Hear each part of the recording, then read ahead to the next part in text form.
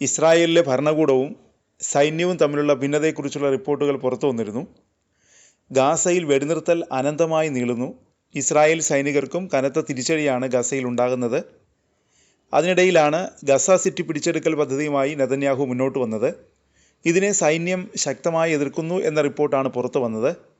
അതിനിടെ മധ്യസ്ഥ രാജ്യങ്ങൾ ചർച്ച ചെയ്ത് രൂപപ്പെടുത്തിയ ഗസ വെടിനിർത്തൽ കരാർ ഹമാസ് അംഗീകരിച്ചിരുന്നു. എന്നാൽ ഇസ്രായേൽ ഈ വെടിനിർത്തൽ കരാർ അംഗീകരിക്കാൻ തയ്യാറായില്ല. എന്ന് മാത്രമല്ല, ഹമാസിനെ പ്രകോപിപ്പിക്കുന്ന പ്രസ്താവനയുമായി ഇസ്രായേലിൻ്റെ ഭരണ നേതൃത്വം മുന്നോട്ട് പോവുകയും ചെയ്തു. ഇപ്പോഴിതാ ഗാസ വെടിനിർത്തൽ കരാർ സ്വീകരിക്കണമെന്ന ആവശ്യവുമായി ഇസ്രായേൽ സേനാ മേധാവി ഇയാൽ സമീർ രംഗത്തെത്തിയിരിക്കുന്നു. ഗസ സിറ്റി പിടിക്കാനും വംശഹത്യ വ്യാപിപ്പിക്കാനുമുള്ള ഇസ്രായേൽ പ്രധാനമന്ത്രിയുടെ നീക്കത്തിൽ സേനയ്ക്ക് കടുത്ത അതൃപ്തിയുണ്ടെന്ന് ഇയാൽ സമീർ തുറന്നടിച്ചു. സമാധാന കരാറിനുള്ള സാഹചര്യം സൃഷ്ടിച്ചത് സൈന്യമാണ്, ഇനി അത് നെതന്യാഹുവിൻ്റെ കയ്യിലാണ്, ഇയാൽ സമീർ പറഞ്ഞു. ഇസ്രായേൽ ഗസ യുദ്ധം നിർണായക ഘട്ടത്തിലേക്ക് കടക്കുന്നു. ഗസ സിറ്റി പിടിക്കാൻ സർവ്വസന്നാഹങ്ങളുമായി ഇസ്രായേൽ മുന്നോട്ട് പോവുകയാണ്. ഇതിനായി കരയുദ്ധം വ്യാപിപ്പിക്കുകയാണ് ഇസ്രായേൽ. സബ്ര പ്രദേശത്തേക്ക് ഇസ്രായേൽ സൈനികർ നീങ്ങിത്തുടങ്ങിയതായി റിപ്പോർട്ടുകൾ വന്നു. സെയ്ത്തൂൻ പ്രവിശ്യയുടെ അടുത്ത പ്രദേശമാണ് സബ്ര. ഗസ സിറ്റി പൂർണ്ണമായും ഒഴിപ്പിക്കുമെന്നാണ് ഹമാസിൻ്റെ പ്രഖ്യാപനം. 10 ലക്ഷത്തിലേറെ ജനസംഖ്യയുള്ള പ്രദേശമാണ് ഗാസ സിറ്റി.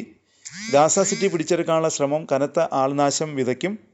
ഹമാസ് അംഗീകരിച്ച ഗാസ വെടിനിർത്തൽ കരാർ ഇസ്രായേൽ തള്ളിയതോടെ ഹമാസിൻ്റെ കസ്റ്റഡിയിലുള്ള ഇസ്രായേൽ ബന്ദികളുടെ മോചനവും അനിശ്ചിതത്വത്തിലായി. ബന്ദികളുടെ ജീവൻ അപകടത്തിലാണെന്ന ആശങ്ക ഉയരുന്നുണ്ട്. ഇതിനെതിരെ ഇസ്രായേലിൽ അതിശക്തമായ പ്രതിഷേധമാണ് ഉയരുന്നത്. ഇസ്രായേലിൽ പ്രതിപക്ഷവും ബന്ദികളുടെ ബന്ധുക്കളും പ്രതിഷേധം കൂടുതൽ ശക്തമാക്കി. അതിനിടെ ഇസ്രായേൽ ദേശീയ സുരക്ഷാ മന്ത്രിയും തീവ്ര വലതുപക്ഷ നേതാവുമായ ഇറ്റാമർ ബെൻഗിറിനെയും കുടുംബത്തെയും പ്രക്ഷോഭകർ തടഞ്ഞു. യുദ്ധം നീട്ടിക്കൊണ്ടുപോകുന്നതിനും ബന്ദികളുടെ ജീവൻ അപകടത്തിലാക്കുന്നതിൻ്റെയും ഉത്തരവാദിത്തം ബെൻഗിറിനാണെന്ന് പ്രക്ഷോഭകർ ആരോപിച്ചു. അതിനിടെ തെക്കൻ ഗാസയിൽ ഒരു പട്ടാളക്കാരൻ കൊല്ലപ്പെട്ടതായി ഇസ്രായേൽ സൈന്യം അറിയിച്ചു.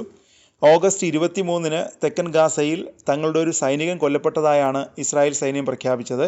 മൈദാറിൽ നിന്നുള്ള കെഫിർ ബ്രിഗേഡിൻ്റെ ഷിംഷോൺ ബറ്റാലിയനിലെ പ്ലാറ്റൂൺ കമാൻഡറായ 20 വയസ്സുകാരൻ ലഫ്റ്റനൻറ്റ് ഒറി ഗെർലിക്കാണ് കൊല്ലപ്പെട്ടത്. ഓപ്പറേഷനിടെ അപകടത്തിൽ കൊല്ലപ്പെട്ടതായാണ് IDF പറയുന്നത്. ഒരുപക്ഷെ ഓപ്പറേഷനിടെ സ്ഫോടക വസ്തു അബദ്ധത്തിൽ പൊട്ടിത്തെറിച്ചതിനെ തുടർന്നാണ് ഗെർലിക് മരിച്ചതെന്നാണ് IDF വ്യക്തമാക്കിയത്. ഗസയിൽ ഇസ്രായേൽ കനത്ത ആക്രമണം തുടരുകയാണ്. ഗാസയിൽ 54 പേരെ കൂടി ഇസ്രായേൽ കൊലപ്പെടുത്തി. 4 പേർ ഭക്ഷണത്തിന് വരി നിൽക്കുമ്പോഴാണ് കൊല്ലപ്പെട്ടത്. ഗസ സിറ്റിയിൽ നിന്ന് പലസ്തീനികളെ പുറന്തള്ളുകയെന്ന ലക്ഷ്യത്തോടെ ആക്രമണം കടുപ്പിക്കുകയാണ് ഇസ്രായേൽ.